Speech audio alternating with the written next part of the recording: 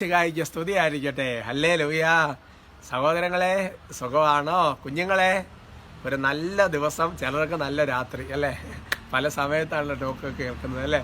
ഒരുപാട് സഹോദരങ്ങൾ സുഖമായിരിക്കുന്നു, പ്രാർത്ഥിക്കുന്നുണ്ട്. ഞാൻ ഈ ദിവസങ്ങൾ കുറച്ച് യാത്രകളും കാര്യങ്ങളൊക്കെ ആയിരുന്നു. ഇനിയിപ്പോൾ കുറവിലങ്ങാട് നാളെ സായാഹ്ന കൺവെൻഷൻ അവസാന അറിയിപ്പ്. ഇനി ആരെങ്കിലും കേൾക്കാത്തവരൊക്കെ ഉണ്ടെങ്കിൽ നാളെ വൈകുന്നേരം കുറവിലങ്ങാട് സാക്ഷ്യം പറയാനൊക്കെ ആഗ്രഹിക്കുന്നവർ അവിടെ വരുന്നത് നല്ലതാണ്.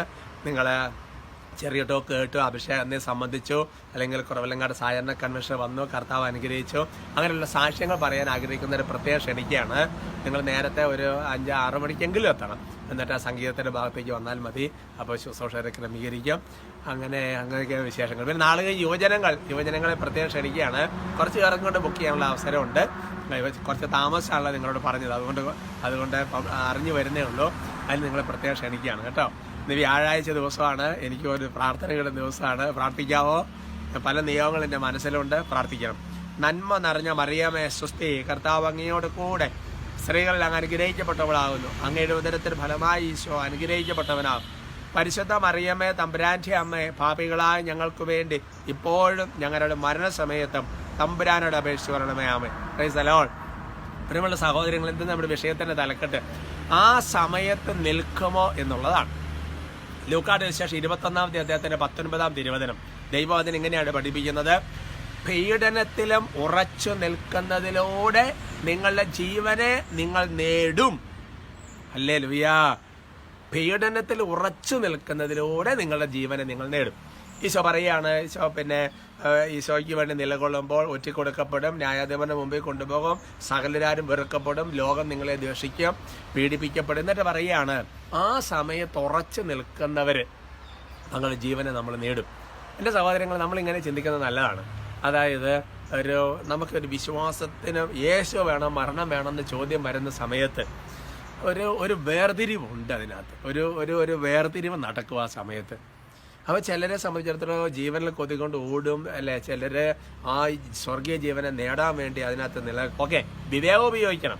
ഉദാഹരണം പറഞ്ഞു കഴിഞ്ഞാൽ, പൗലോസ്ലീഹ പല സ്ഥലത്തും പ്രശ്നം ഉണ്ടാകുന്നു, ആക്രമണം വരുന്ന വിവേകം പൂർവ്വം പൗലോസ്ലീഹ പലായനം ചെയ്യുന്നുണ്ട്, ഓടി രക്ഷപ്പെടുന്നുണ്ട്, കുട്ടയിലൂടെ താഴെ ഇറക്കുമ്പോൾ അങ്ങനെയൊക്കെ ഉണ്ട്. അതൊന്നും തെറ്റുന്നല്ല, വിവേകമൊക്കെ ഉപയോഗിക്കണം. പക്ഷെ നേർക്കുന്ന ഒരു സാഹചര്യം വരുമ്പോൾ എന്ത് നിലപാടെടുക്കും എന്നുള്ളതാണ്. ഉദാഹരണം പറഞ്ഞപ്പോൾ ചിലപ്പോൾ തന്നെ ചില ആൾക്കാർ ഷെയർ ചെയ്ത് കേട്ടിട്ടുണ്ട്, ജീവിതപങ്കാളി അല്ലെങ്കിൽ അപ്പനും ഒക്കെ മരിക്കുമ്പോൾ നമ്മളെങ്ങനെ കരയുമോ, സങ്കടത്തോടെ പിടിച്ചു നിൽക്കാൻ പറ്റുമോ എന്നൊക്കെയുള്ള ചില നേരത്തെ തന്നെ അത് മുൻകൂട്ടി ചിന്തിക്കുന്ന ആൾക്കാരെ കണ്ടിട്ടുണ്ട്. അതിനൊന്നും ചിന്തിക്കേണ്ട ആവശ്യമില്ല ആ സമയത്ത്. പക്ഷേ ആ സമയത്ത് ദൈവം ഒരു പ്രത്യേക ഗ്രേസും കൃപയും തരും. പക്ഷേ വേറൊരു കാര്യമുണ്ട്, നമ്മുടെ ജീവിതത്തിൽ ചെറിയ ചെറിയ സഹനങ്ങൾ, പ്രശ്നങ്ങളൊക്കെ വരുമ്പോൾ അതിനെ നമുക്ക് പിടിച്ചു നിൽക്കാൻ പറ്റുന്നുണ്ടോ എന്ന് നോക്കുന്നതല്ല. അതായത് ദൈവം പടിപടിയായിട്ടാണ് ഒരു ആത്മാവിനെ ഒരുക്കുന്നത്. അപ്പം എന്ന് പറഞ്ഞപ്പോൾ നമ്മുടെ ജീവിതത്തിൽ ഇന്നൊരു വിശ്വാസത്തിനെതിരെയുള്ള പീഡനം പേഴ്സണലായിട്ട് വരുന്നില്ലെങ്കിലും വിശ്വാസത്തിനെതിരെ പല ആക്രമണങ്ങൾ വരുമ്പോൾ, അല്ലെങ്കിൽ ചില ആൾക്കാരുടെ കമൻറ്റ് പറയുമ്പോൾ നമുക്ക് അവിടെ പിടിച്ചു ചെയ്യാൻ പറ്റുന്നുണ്ടോ, അല്ലെന്നൊരു സഹനം വരുമ്പോൾ സഹനം ഒരു ചെറിയ തലവേദന വരുമ്പോൾ അത് എടുക്കാൻ പറ്റുന്നില്ലെങ്കിൽ ഈ രക്തസാക്ഷ്യത്തിൻ്റെ സ്ഥിതി ഉണ്ടാവും.